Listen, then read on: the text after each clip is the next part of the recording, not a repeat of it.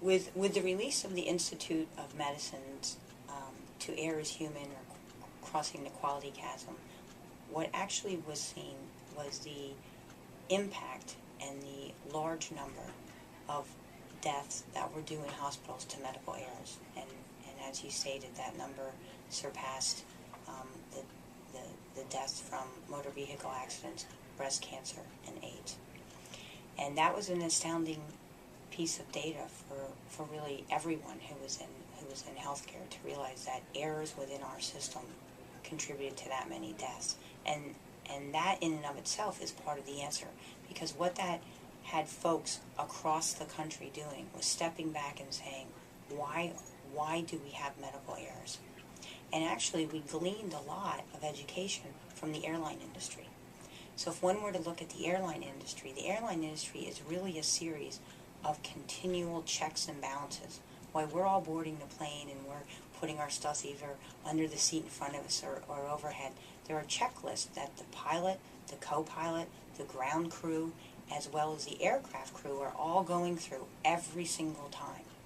And what we then extrapolated to medicine is we need to be doing the same thing in a consistent manner in whatever field of medicine that is. So what we've looked at in the field of medicine across our country is really systems, and have gotten away from what's called the name, blame, shame game, where the last person to touch the patient, the last person to write the order, the last nurse.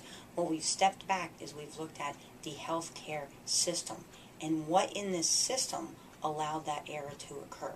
So for example, was it bad physician handwriting?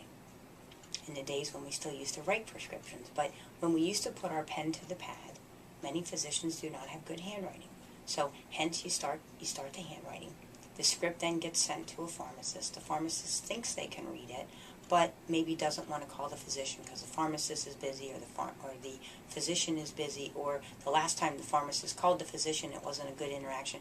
And you can see how that could contribute to medical errors, which unfortunately, potentially, based on the severity of it, could lead to a medical death. So we stopped looking at individuals, but looked what in the healthcare system allowed medical errors to occur. And what we found is if we implemented more checks and balances, we could catch errors or have more near misses or almost, just like in the airline industry.